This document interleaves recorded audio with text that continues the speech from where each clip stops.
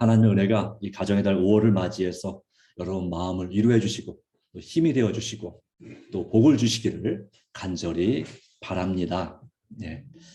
오늘 함께할 말씀은 너희는 생각하라라는 말씀인데 또 다른 말씀은 깊이 생각하라 하는 말씀이 되겠습니다.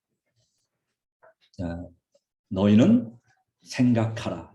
성경 말씀 히브리서 10장 26절로 29절의 말씀을 통해서 함께 하나님의 은혜를 나누고자 합니다. 신약전서 363페이지의 말씀입니다.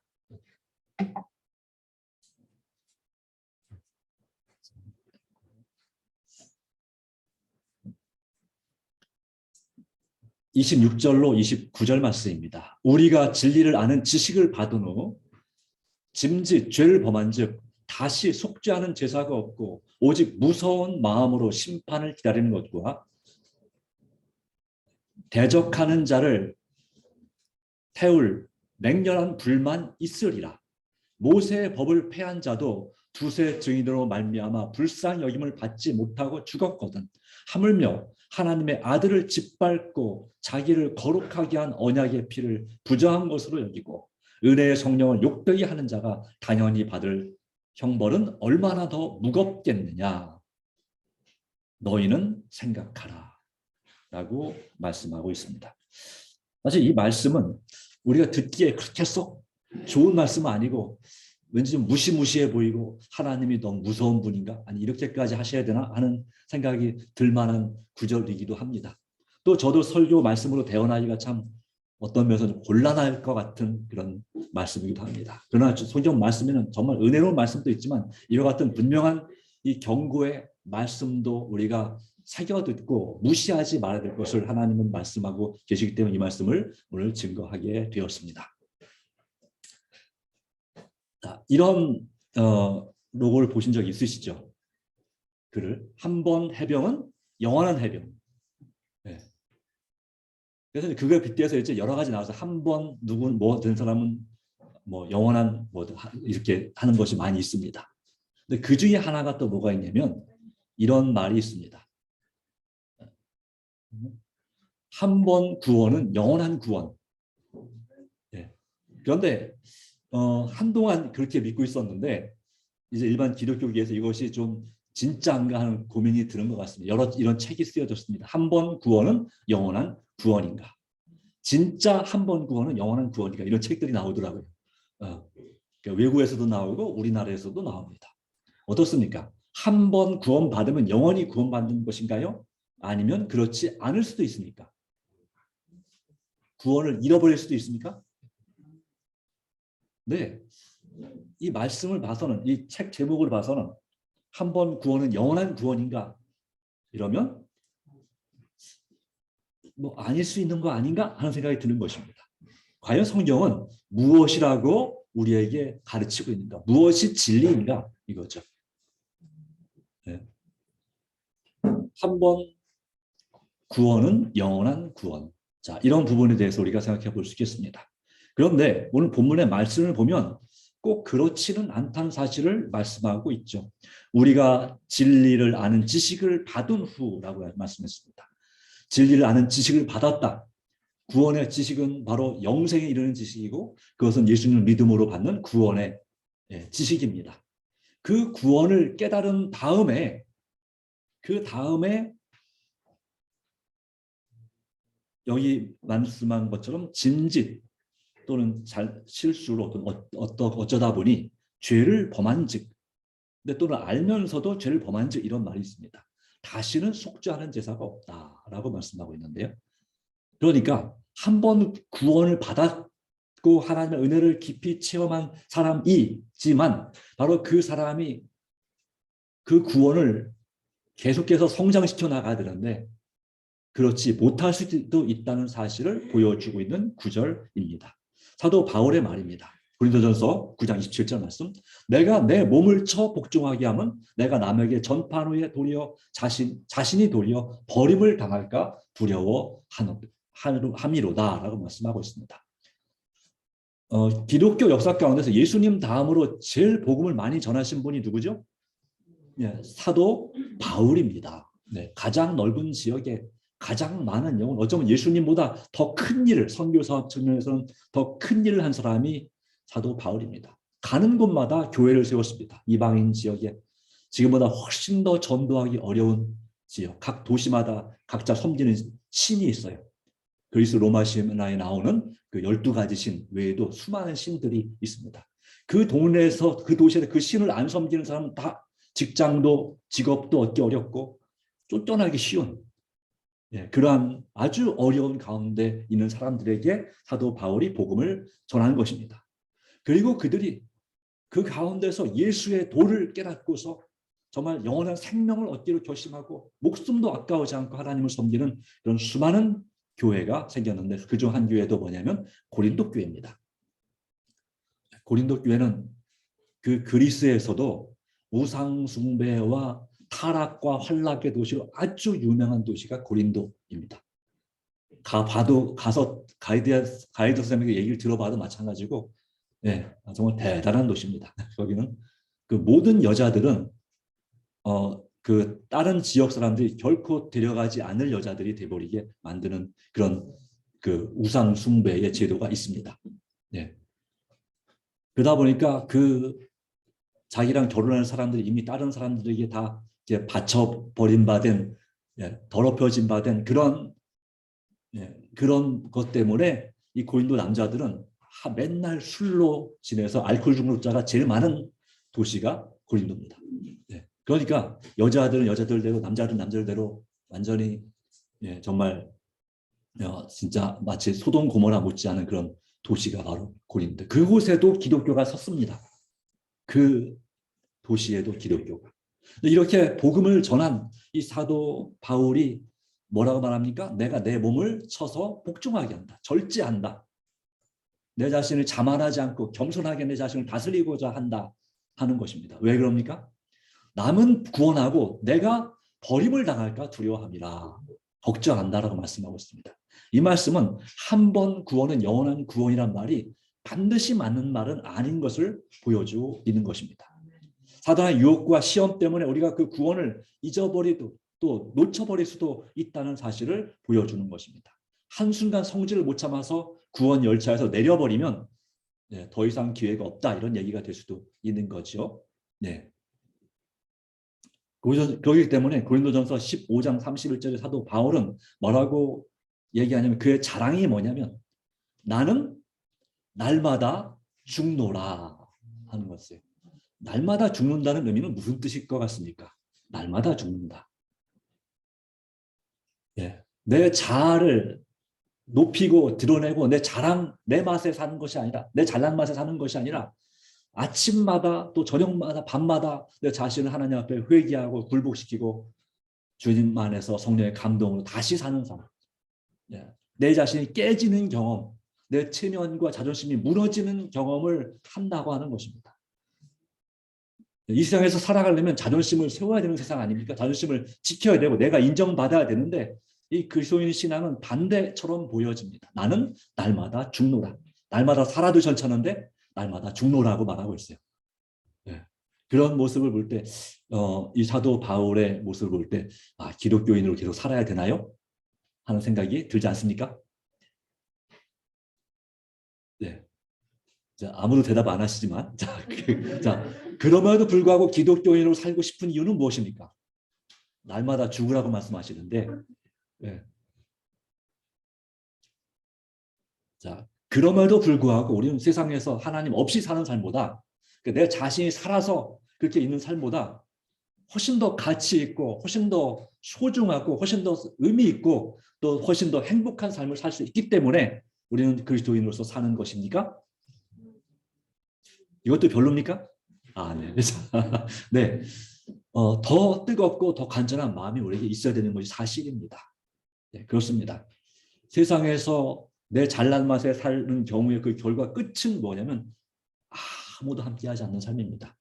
그냥 외롭게. 그리고 내가 한때는 정말 잘 나갔고 대단했지만, 내 때는 말이야, 이렇게 라떼가 있죠. 그래서 그렇게 한참 잘 나갔지만 결국은 허무한 삶, 저는 실제로 그런 분을 본 적이 있습니다. 제가 15년 전, 2007, 8년도 그때쯤에 제가 북의 교회를 섬겼었는데요. 예, 같은 인천 지역입니다. 예. 그때의 한 분을 어떤 집사님이 소개해줘서 만났는데 이분은 한때는 정말 잘 나갔던 분입니다. 근데 성질이 얼마나 대단하신 분인지 근데 결국은 지금 제가 만났을 때는 암에 걸려서 불치병에 걸려서 그럼에도 불구하고 술을 못 끊고 그 성질이 워낙 대단하시다 보니까 결국은 아내와 아들 자녀들이 다 떠나가고 혼자 그냥 외롭게 사는 분인데 여전히 예, 자기가 뭘 잘못했는지 모릅니다. 예, 내가 도대체 뭘 잘못했다고 이 여편네와 그 다음에 이 자식놈들이 나를 버리고 다 저렇게 한지 모르겠다 하면서 이렇게 말씀하시면서 예. 그런데 같이 한번 밥을 먹어보니까 아 진짜 같이 가기가 참 힘들겠다는 생각이 들기도 했습니다. 사실은 그분을 불쌍히 여긴다고 했지만 한편에서는 또 그분을 바른 잡아야 될 생각으로 한마디 좀 이렇게 좀 하면 못 참습니다.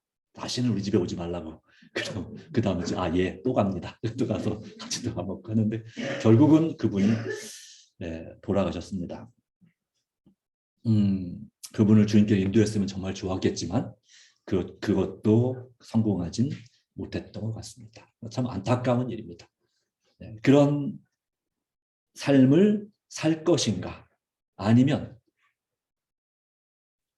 정말 마지막에 정말 외롭지 않고 또 마음에 참된 평안과 은혜가 있는 삶을 살 것인가는 참으로 중요하지 않겠습니까? 그렇죠. 그런 의미에서 이 말씀을 우리 생각해 봅니다. 하나님께서 함께 하시면 우리는 보다 가치 있는 삶, 보다 나은 삶을 살 수가 있습니다. 자, 이 성경은 우리에게 이런 삶에 대해서 무엇을 생각하라고 말씀하고 있는가? 너희는 생각하라라고 했는데요. 자, 첫 번째는 우리가 죄인이라는 사실을 생각해 볼 필요가 있다는 사실을 말씀하고 있습니다. 내가 죄인이다. 그런데 이런 죄인, 여기 말씀드린 이런 죄인이 되지 않도록 생각하라라고 하는 말씀입니다. 자, 죄인의 모습, 히브리서 10장 26절 말씀 가운데 우리가 진리를 아는 지식을 받은 후 짐짓 죄를 범한즉, 이 죄가 뭐냐면 그 어떤 죄를 범했냐면 그 죄에 대한 설명이 29절에 나오는 겁니다. 첫 번째는 하나님의 아들을 짓밟았습니다. 하나님의 아들을 짓밟은 죄. 두 번째, 자기를 거룩하게 한 언약의 피를 부정한 것으로 여긴 죄. 세 번째는 은혜의 성령을 욕되게 한 죄. 바로 이런 사람이 받을 형벌이 얼마나 더 무겁겠느냐라고 말씀하시는 것입니다. 네. 이 말씀 자체 한마디로 말하면 같은 얘기지만 어쨌든 죄를 졌다는 얘기지만 이 조금 더 살펴볼 필요가 있겠는데요. 이런 말씀이 있습니다. 이 주석 가운데 빛이 이르러 왔으나 사람들이 어둠을 선택할 때 그들은 하나님 앞에서 스스로를 정죄하게 되며 그들의 죄에 대하여는 다시 속죄하는 제사가 없게 됩니다. 다시 말하면 용서가 없게 됩니다. 라는 얘기입니다. 자, 사람들이 어둠을 선택하는 이유는 무엇일까요? 빛보다 어둠을 선택하는 이유는 무엇일까요? 선을 행하는 것보다 조금 덜한 아주 심각한 악은 아니지만 덜한 악을 선택하는 이유는 무엇일까요? 하나님을 믿고 의지하는 것보다 세상의 쾌락과 즐거움을 더 좋아하는 이유는 무엇일까요? 네. 그게 더 쉽게 배울 수 있고 더 나한테 와닿고 내가 더 좋아하는 내 성향하고 잘 맞기 때문에가 아닌가 생각이 됩니다. 네. 그렇죠. 정말 우리 몸의 건강을 위해서 어떻게 사는 것이 가장 좋은지를 건강 법칙을 알지만 그것을 실천하는 것보다 당장 내 앞에 있는 증상을 없애는 것, 내 근심과 걱정을 없애기 위해서 이렇게 기호식품을 섭취하는 것, 그게 더 일단 쉽기 때문입니다. 즉각적 효과가 있고 그러나 거기에 대한 부작용은 이루 말할 수 없습니다. 사람들은 누군가가 나에게 충고를 할 때 그 충고는 맞아 빛이거든요. 빛이고 내 앞에 누군가 착한 일을 할 때 그건 나에게 역시 빛이 되거든요. 근데 그 충고 듣고 좋아하시는 분 한번 손 들어보세요. 아무리 친한 사람이 충고를 해도, 예. 자, 가족, 부부끼리 남편이나 아내가 그 남편이나 서로에게 충고를 하면 그것을 잘 참고, 아유, 고마워 여보. 나도 이런 충고를 해주다니. 그런 분 한번 손 들어보세요. 당신이나 잘하세요. 이렇게 나오잖아요. 예, 이게 우리 사람의 성격이에요. 예. 아니면 말은 안 해도 막 얼굴이 심각해지는 거예요. 말했다가 더 사건이 커지니까 말을 못 하겠고. 네, 예, 그렇죠. 바로 이런, 왜 그렇습니까? 예, 성경 말씀 가운데 정말, 예, 좀, 성경 말씀 가운데 보면 그 충고, 그 진심 어린 충고를 듣는 자가 정말 지혜로운 자다라고 잠언에 수없이 얘기하지만, 우리는 그것이 그렇게 뭐 머리로 알겠습니다. 그러나 막상 그런 지혜로운 충고를 들으면 기분 나쁜 것입니다. 네. 그러니 하나님 믿는다는 사람들도 이러니 하나님 안 믿는 사람들은 더 어떻게 했습니까? 잘못하면 난리가 납니다. 여기에. 한번 저기 술 정말 좋아하시는 분에게 술 좀 제발 끊으라고 술 마시고 있는데 어떻게 하겠습니까? 잘못하면 술잔 날아옵니다. 네, 그렇죠. 네, 그렇다고 말 안 할 수도 없고, 안 하자니 막 복장 터지고. 네, 예, 참 그렇습니다. 그래서 사람들은 누군가가 자기에게 충고하는 걸 무척 싫어합니다. 나중에는 혹시 새겨 듣는 사람은 그나마 지혜로운 사람입니다. 그러나 많은 경우는 새겨 듣지도 않습니다. 그렇죠? 그렇기 때문에 그와 같은 이 결과적으로는 어둠을 선택한 결과로 하나님 앞에서 스스로 정죄를 하게 되는 셈이다라고 하는 것이에요. 결과적으로는 하나님의 성령을 거역하는 결과를 낳게 되는 것입니다. 자, 이런 사람이 바로 죄인인데 심각한 죄인이죠. 네, 바로 여기에 하나님의 아들을 짓밟고 않았군요. 네. 하나님의 아들을 짓밟는다. 이것은 고의적으로 하나님의 말씀을 멸시하는 행위입니다.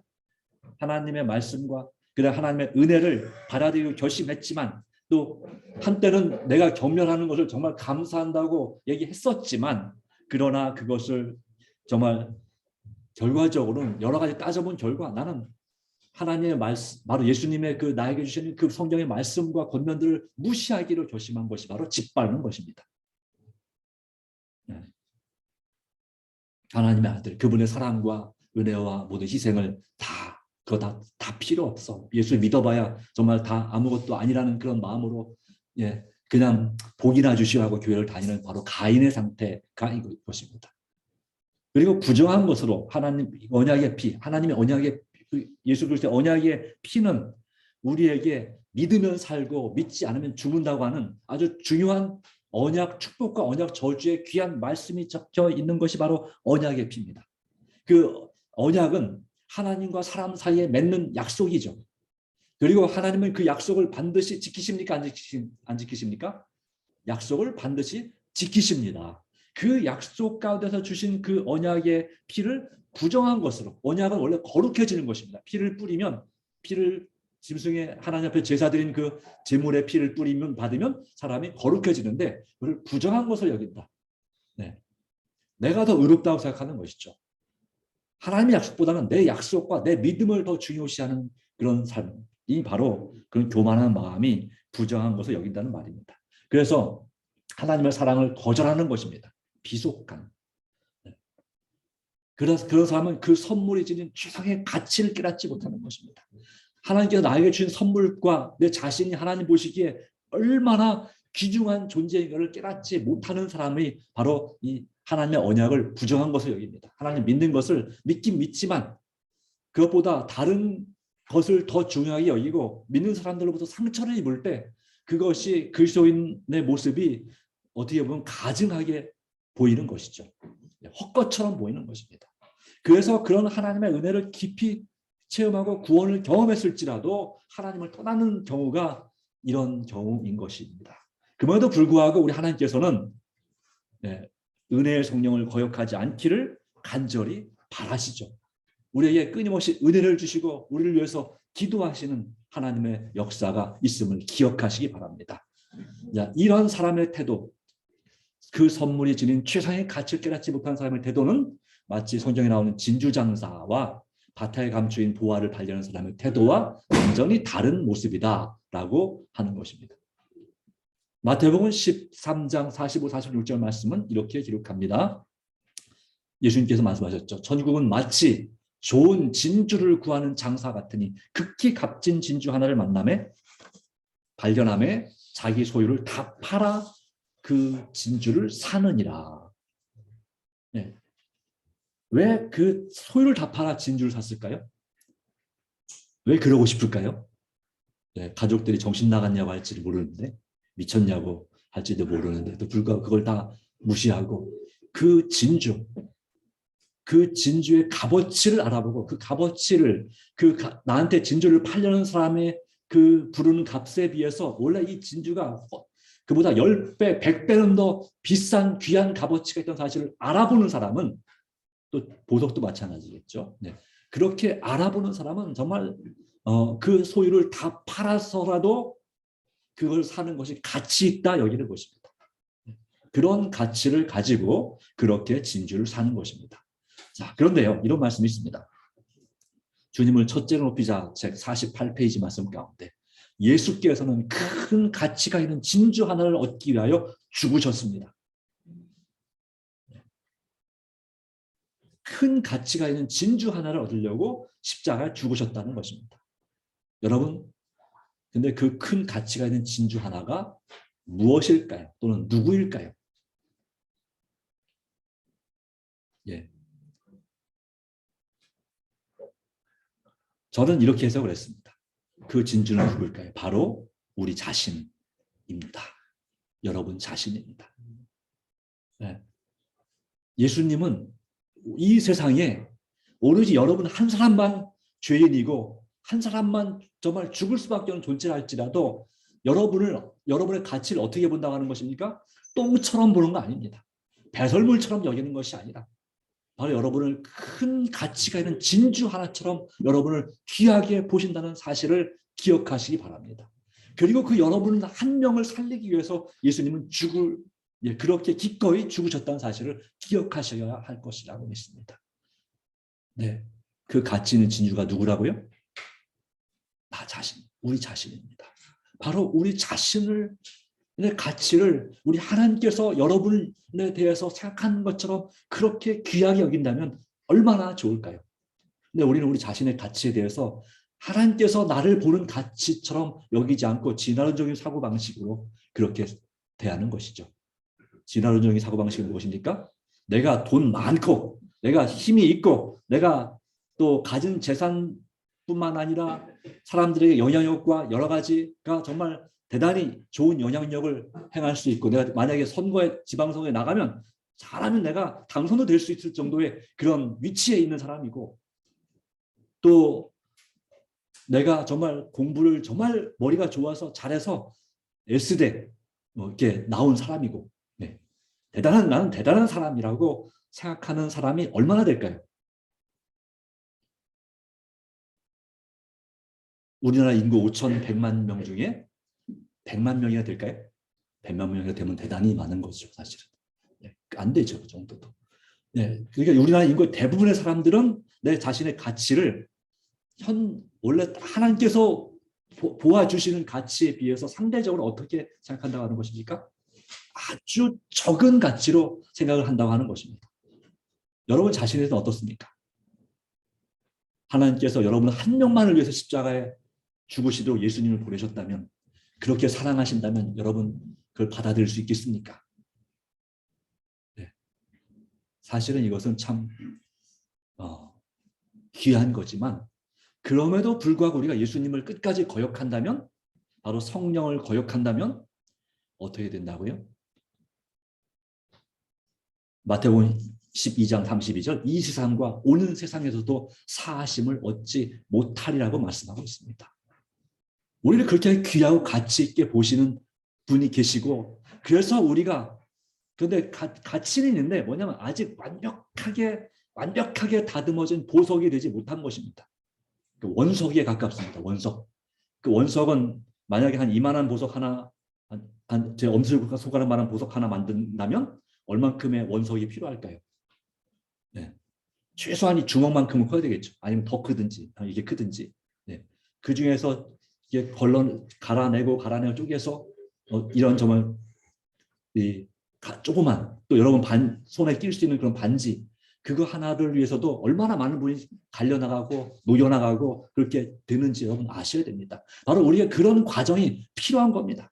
그런데 그런 과정을 위해서 내 삶에 시련이 올 때 나 안 해, 이렇게 되는 거예요. 나 못해, 죽어도 못해, 차라리 천국 안 가고 말지, 이런 생각을 한다면 하나님께서 얼마나 마음이 아프시겠는가 이겁니다.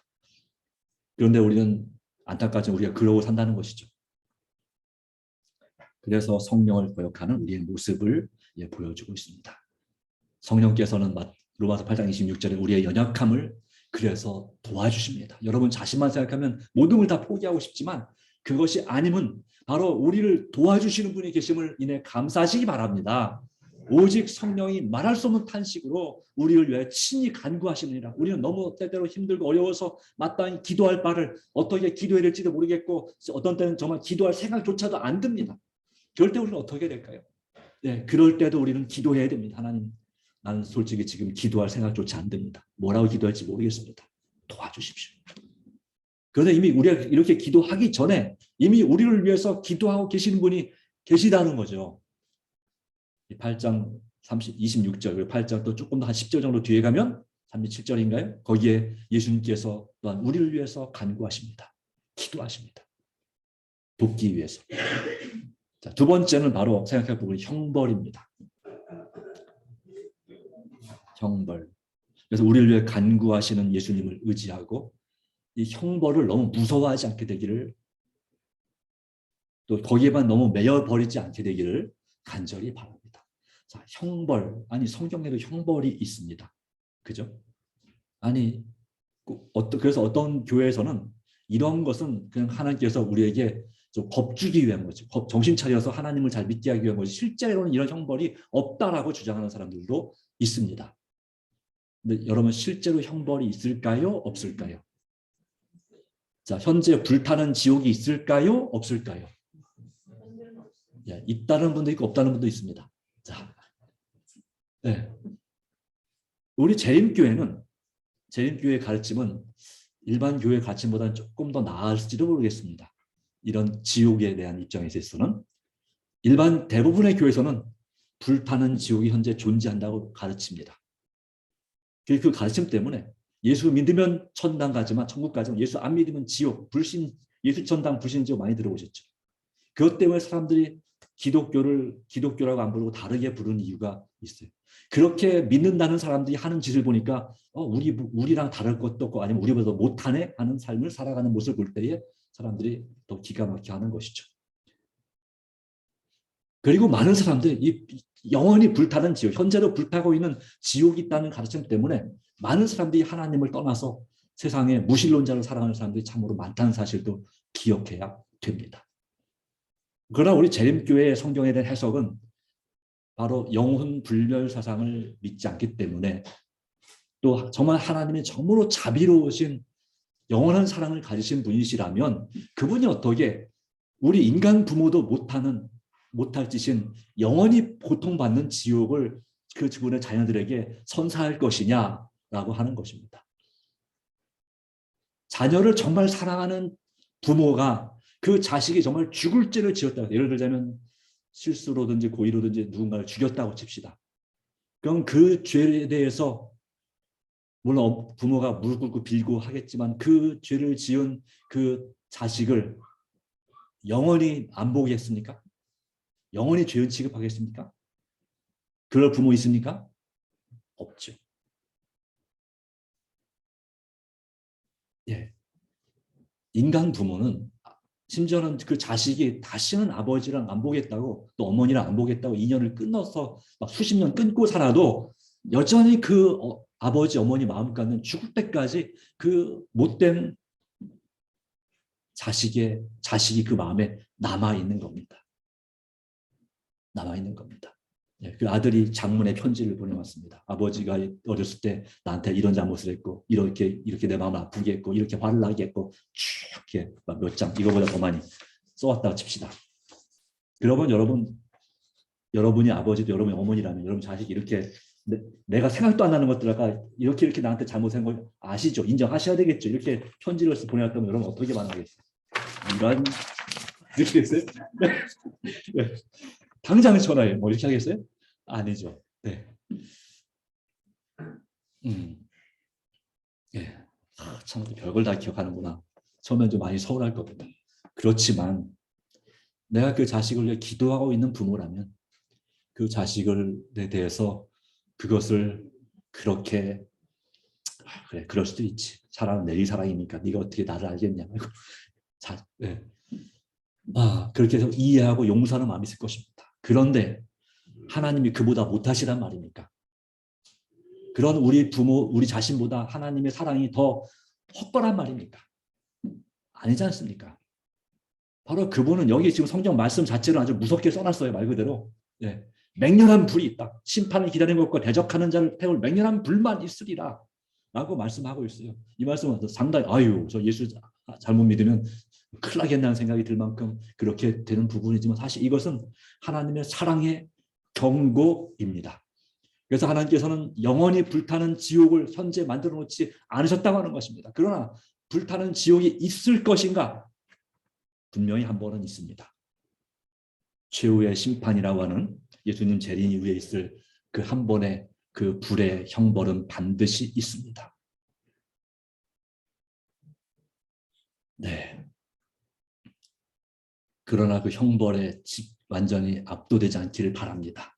구약 시대에도 모세의 법은 완고하고 고집센 배교자에 대하여는 제사가 아닌 사형을 명하였습니다.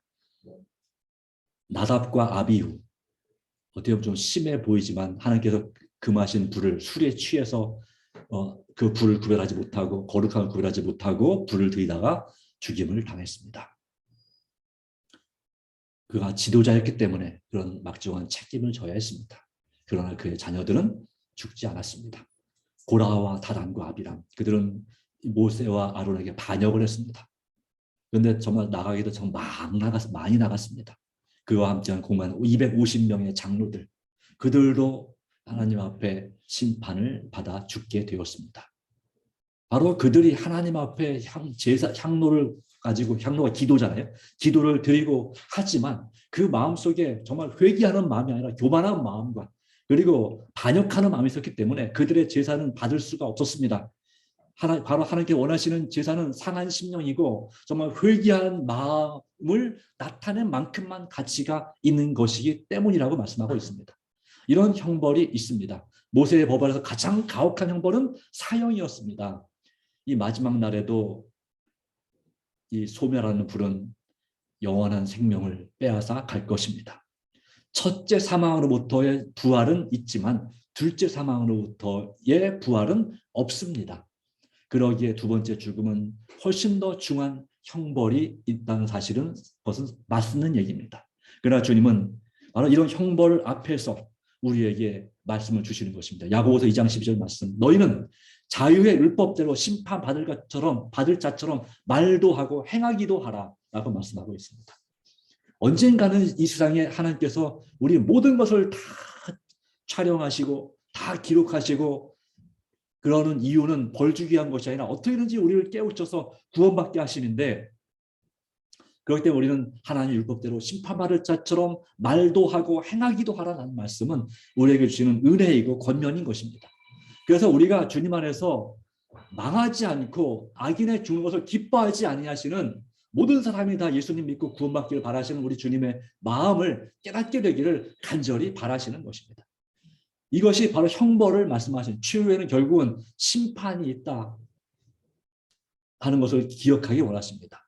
물론 현재 일어나는 재앙이나 재난도 하나님의 심판이기도 합니다. 이럴 때 하나님은 어디 계시냐라고 생각할 수도 있습니다. 우리가 억울하고 힘든 일을 당했을 때 우리는 우리 자신에 대해서 정말 하나님은 어디 계신지 하나님은 나의 기도를 들어주지 않는다고 생각하고 정말 한탄할 때가 얼마나 많은지. 그러나 하나님은 침묵하고 계시는 것처럼 보이지만 하나님은 여러분과 함께 고통을 당하고 계시는 것입니다. 하나님은 여기 계십니다. 여기에 계십니다. 우리의 그 고난 가운데, 우리의 눈물 가운데 함께 계십니다. 보이지 않지만. 예수님께서 십자가에 돌아가실 때도 마찬가지였죠. 예수님께서 엘리 엘리 라마 사박다니, 나의 하나님 어찌하여 나를 버리셨나이까 라는 부르짖음을 외칩니다. 왜 그랬을까요? 아버지 하나님과 성령 하나님이 늘 그와 함께 하시는 그 강력한 확신과 느낌이 있었는데, 그 임재의 경험이 있었는데, 십자가에 달려 돌아가시는 그 순간 그 인간의 죄의 무게가 너무너무나 무거운 나머지 예수님에게 그 마음에 하나님의 임재를 더 이상 느끼지 못할 만큼 고통스러운 경험 가운데 있게 된 것입니다. 마치 하나님은 그의 죄에 대하여, 그가 지고 있는 인류의 죄에 대하여 진노하고 계시는 것처럼 보였습니다. 어둠이 그를 감쌌습니다. 천둥이, 번개가 그에게 내려치는 것 같았습니다. 하나님의 저주와 심판이 임한다고 그 주변에 구경하던 유대인들이 외쳤습니다. 부르짖었습니다. 이 사람은 정말 진짜 악인이었나 보다. 그리고 예수님이 그렇게 나의 하나님 어찌 나를 버리셨나이라고 외쳤습니다. 그 순간에 그 자리에 예수님, 바로 아버지 하나님께서 계시지 않았습니까? 영감적인 글에 보면, 시대의 소망과 같은 글에 보면, 비록 그 죄의 무게 때문에 예수님께서 그 하나님의 임재를 깨닫지 못했지만, 느끼지 못했지만, 비록 느끼지 못한다고 해서 없는 게, 안 계신 게 아니라고 하는 것입니다. 우리 자신이 하나님의 존재를, 임재를 내가 확 와닿지 않고 믿어지지 않고 느끼지 못한다고 해서 하나님이 안 계신 거냐? 아니, 계시죠. 그 십자가의 그 자리, 그래서 하나님께서 함께 하시려고 한 3시간 동안 예수님 주변 십자가를 어둠으로 둘러싸신 겁니다. 그 자리에서 삼위 하나님께서 함께 고난을 당하고 계셨다라고 영감적인 그런 표현을 하고 있습니다. 그렇습니다. 형벌을 말씀하시지만 그 가운데는 세 번째 뭐가 있습니까? 은혜가 있는 것입니다. 하나님의 은혜가 거기 있는 것입니다. 여러분이 나 혼자밖에 없는 것처럼 느껴질 때, 아무리 기도해도 응답이 없는 것처럼 느껴질 때, 나의 질병과 나의 어려운 상황이 도저히 해결될 실마리가 보이지 않는 순간에도 하나님은 거기 계십니다. 그러나 많은 사람들은 하나님은 여기에 없다고 생각을 합니다. 네. 2차 대전 당시에 그 폴란드의 아우슈비츠 수용소, 그 수용소뿐만 수십 개의 수용소가 그 폴란드 인근에 있었습니다. 거기에서 약 600만 명의 유대인들과 또 집시들과 또 동성연애자들과 많은 사람들이 죽임을 당했습니다. 그런데 거기서 살아남은 생존자의 반응이 확연하게 둘로 딱 갈리는 것입니다. 어떤 사람들은 내가 그 수용소에 있어 보니까 유대인이잖아요. 하나님을 믿는 사람이잖아요.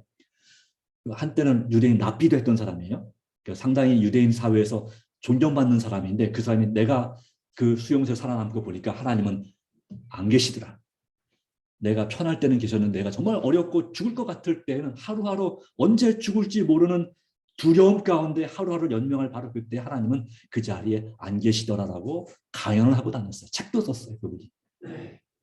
그런데 또 다른 유대인, 그 사람은 또 말하기를 뭐라고 했냐면 하나님은 여기에 계시더라, 거기에 계시더라 라고 또 책도 쓰고 글도 쓰고 또 강연을 하고 다닙니다. 뭐가 맞을까요? 무엇이 맞을까요? 진리일까요? 분명히 둘 중 한 사람은 진짜 아니겠습니까? 맞는 거 아니겠습니까? 네, 그렇습니다. 그런데 둘 다 서로 확신하고 있는 것입니다. 한 사람은 하나님 안 계시다고 확신하고 있고 한 사람은 하나님이 계시다고 확신합니다. 뭐가 문제일까요?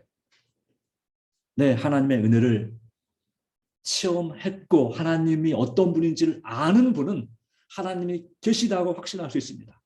그러나 하나님의 은혜를 체험하지 못했고 하나님의 품성을 알지 못하면 우리는 하나님이 계시지 않다고 할 수밖에 없고 그래서 하나님을 끝까지 거역하고 떠나갈 수밖에 없는 것입니다. 이렇게 말했습니다. 은혜의 성령이라 말씀했습니다. 은혜의 성령을 욕되게 하는 자가 당연히 받을 형벌이 얼마나 더 무겁겠는지 하겠느냐? 너희는 생각하라. 여러 말씀이 많지만 넘어가겠습니다. 하나님은 누구에게도 인자하시다고요? 누가복음 6장 35절 은혜를 모르는 자와 악한 자에게도 인자하시니라. 여러분 그럴 수 있습니까? 여러분의 은혜를 베풀었는데 은혜를 모릅니다. 배은망덕합니다. 또 여러분 선을 행했는데 그 사람 나한테 악으로 갚아줍니다. 그 사람한테 인자할 수 있을까요? 아유, 이건 참 말도 안 되는 일처럼 보여집니다. 네, 그렇죠. 내가 정말 꼭 필요할 때 좀 나 좀 도와달라고 그렇게 얘기했는데 뭐 정말 남이 아닌 줄 알았는데 남처럼 대할 때 어떻습니까? 내 마음에 네, 큰 상처를 받습니다. 아마 이 중에도 그런 분들이 있을 거라 생각합니다. 특별히 가족 중에 그런 일을 당했다면, 친형제끼리 또 남매끼리 그런 일을 당했다면 참 이건 정말 진짜 견디기 어려운 일입니다. 네. 또 저기 부부 간에 또는 부모와 자식 사이에 이런 일을 당했을 때 이건 정말 견디기 어려운 일입니다. 그러나 기억하십시오. 우리가 믿는 하나님은 바로 그런 은혜를 모르는 자와 악한 자에게도 인자하신 분이십니다.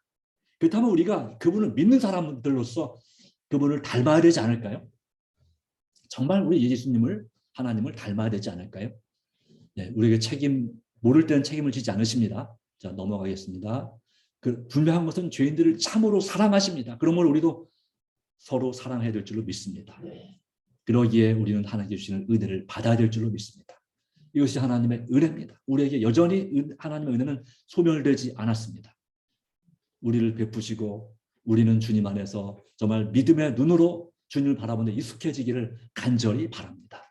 말씀과 기도로 주님과 함께하는 삶이 되기를 간절히 바랍니다. 성화는 매일의 과부입니다. 넘어가겠습니다. 네. 자. 네. 육신을 무기로 삼지 말고 스스로 산 경험을 하십시오. 라는 책의 믿음과 행함 78페이지 남은 말씀입니다. 육신을 무기로 삼지 말라. 무슨 말씀일까요? 내 자신의 자랑, 내 자신의 지식, 내 자신의 알고 있는 모든 것들, 내 자신의 능력 이런 것을 무기로 삼지 말라. 내가 말이지 내 자존심을 무기로 삼지 말라는 것이에요. 우리의 무기는 무엇이 무기가 되어야 됩니까? 하나님께서 주신 것이 무기가 되어야 합니다. 하나님께서 주신 것. 사실은 우리 몸도 하나님께서 주신 거지만 그러기에 정말 스스로 산 경험을 하나님께서 나에게 살아 계시는 그 경험을 하시게 되기를 간절히 바랍니다. 네. 깊이 너희는 생각하라. 깊이 생각하라. 바로 우리를 위해서 목숨을 거신 우리 예수님을 히브리서 3장 1절 깊이 생각하라. 신실하신 주님을 우리는 깊이 생각하게 됩니다. 내 자신을 깊이 생각하면 거기에 확 막혀서 붙잡혀서 헤어나지 못할 수 있습니다. 두려움에 사로잡힐 수 있습니다. 병에 걸릴 수 있습니다. 그러나 내 자신을 깊이 생각하는 것을 넘어서서 초월해서 이제는 우리를 정말 사랑하시는 예수님을 깊이 생각할 때 여러분의 모든 문제가 풀리고 해결함을 믿으십니까? 하나님의 은혜가 함께하길 간절히 바랍니다. 요한계시록 22장 20절 21절 말씀 이와 같은 약속과 은혜를 말씀하고 있습니다. 성경의 맨 마지막 책, 맨 마지막 장, 맨 마지막 절에 바로 이 말씀이 있는 것은 얼마나 감사한 일인지 모릅니다. 다 같이 한번 읽어보겠습니다. 요한계시록 22장 20절부터 이것들을 증거하시는 이가 이르시되 내가 진실로 속히 오리라 하시거늘 아멘. 주 예수여 오시옵소서. 주 예수의 은혜가 모든 자들에게 있을지어다. 아멘. 주 예수의 은혜는 하나님을 믿지 않는 사람들에게도 임합니다. 모든 자들에게. 우리도 주님의 은혜를 베풀 수 있도록 예수님을 깊이 생각하고 또한 주님의 이 말씀을 깊이 생각하는 가운데 주님 안에서 마침내 하나님의 은혜의 보좌 앞에 담대히 날마다 나아가고 날마다 승리하는 하나님의 자녀들. 그래서 주님을 통해서 모든 것을 할 수 있는 은혜를 체험하는 모두가 되기를 간절히 바라면서 말씀을 드립니다.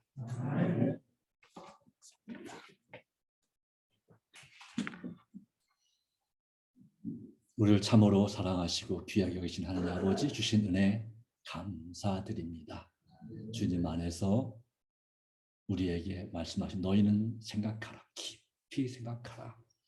하나님의 심판과 우리가 받은 구원을 등한히 여길 때 어찌 그때 설 수 있겠습니까? 주님, 우리에게 베푸신 그 사랑과 하나님의 마음을 알게 하시고 그래서 그날에 설 수 있도록 준비되게 하시고 우리를 위해서 정말 목숨을 바치신 그리고 지금도 끝까지 사랑하시고 말할 수 없는 탄식으로 기도하시는 그러한 예수 그리스도와 성령님의 그 은혜를 기억하면서 믿음으로 살아가도록 도와주시옵소서. 말씀과 기도로 주님의 것에 익숙해지게 하시고 주님을 더 깊이 생각하며 또 내 자신의 삶을 생각하고 주님과 동행하는 하나님의 자녀가 되게 하여 주시옵소서. 우리들은 각자 개인적인 간절한 소원과 기도가 있는 줄 압니다. 이 안식일에 주께서 응답하여 주시고 복을 내려 주시옵소서. 예수님의 이름으로 간절히 기도드리옵나이다. 아멘.